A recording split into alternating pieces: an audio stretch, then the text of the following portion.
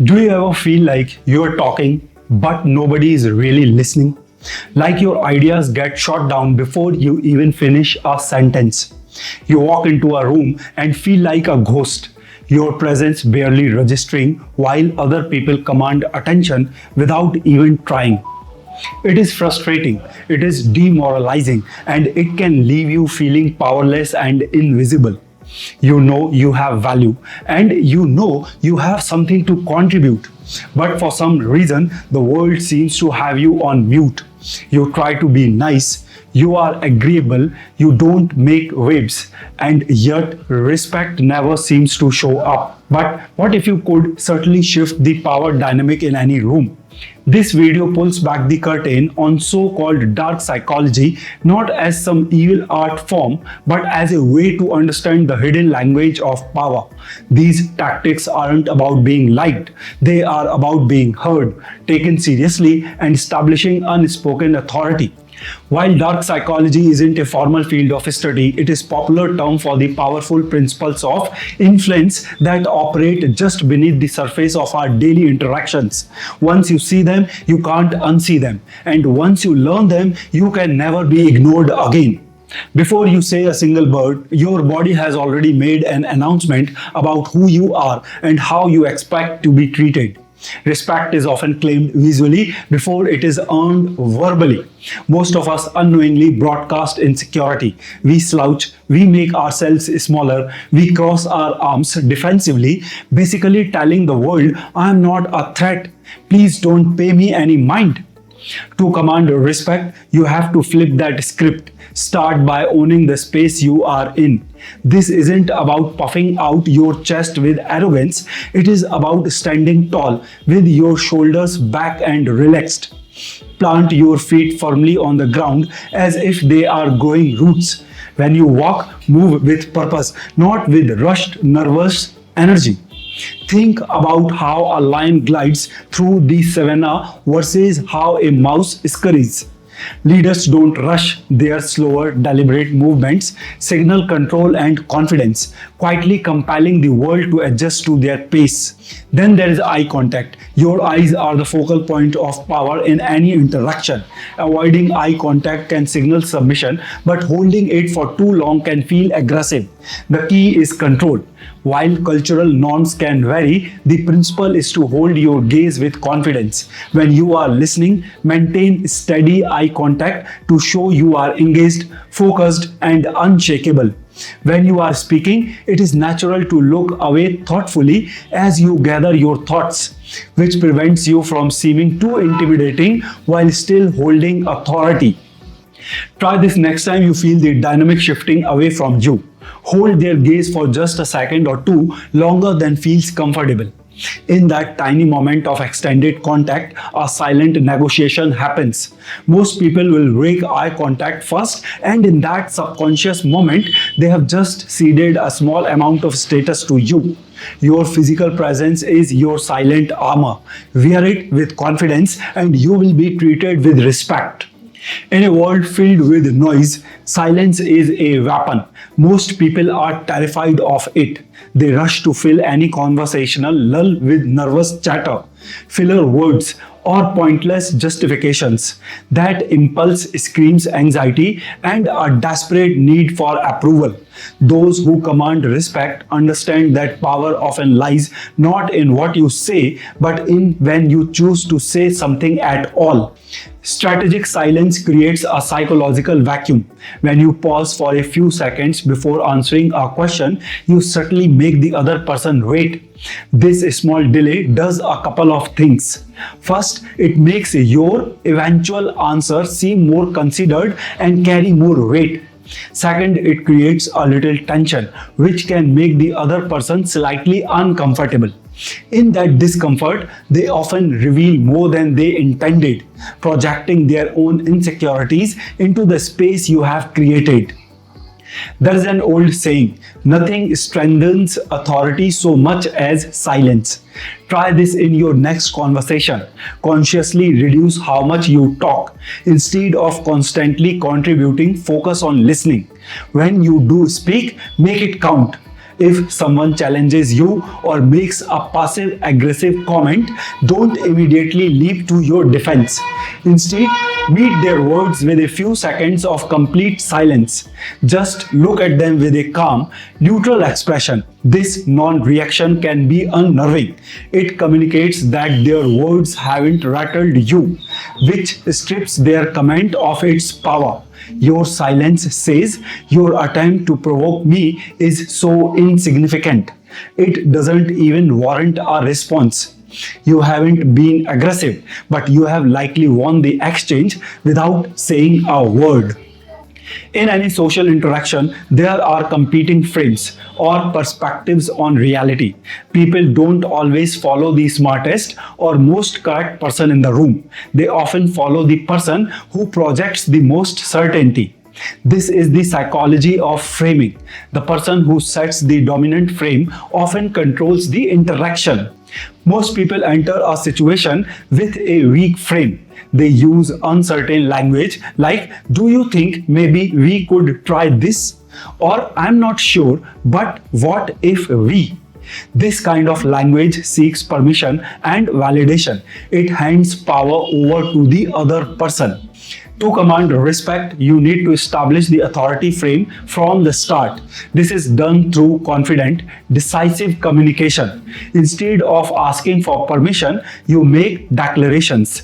Instead of should we get started, you say, all right, let's begin. Instead of I think this is a good idea, you state this is the best way forward. Certainty is often more persuasive than being right. Humans are psychologically wired to seek clarity and leadership. When you provide a strong frame, people will often subconsciously latch onto it. Part of this frame is understanding the scarcity of your attention. Anything that's abundant gets devalued. If your attention, approval, and time are always available, they can be seen as less valuable. To increase your perceived value, you must treat your attention as a finite resource. This doesn't mean being rude or aloof. It means not being overly reactive. You don't have to reply to every text instantly. You don't have to laugh at every joke. By being a little less available, you can influence others to work for your validation. And psychologically, the harder someone works for something, the more they value it. They begin to seek your approval, not the other way around, which can fundamentally alter the power dynamic. Respect isn't something people just give you. It is something you teach them to give you. The main tool for this lesson: boundaries. Boundaries are the invisible lines you draw that define what you will and will not tolerate. People with weak boundaries are consistently disrespected because they have taught the world that their comfort and needs come second. Now, a lot of people confuse setting boundaries with being aggressive or confrontational. But true boundary setting is calm, firm, and non-negotiable. It is declaration, not a debate. When someone crosses a line, they interrupt you, make an off-color joke, or dismiss your opinion. You have a critical but brief window to act. If you let it slide, you have just given them permission to do it again. A weak response is to get emotional or try to explain why your feelings are hurt. A powerful response is to enforce the boundary calmly.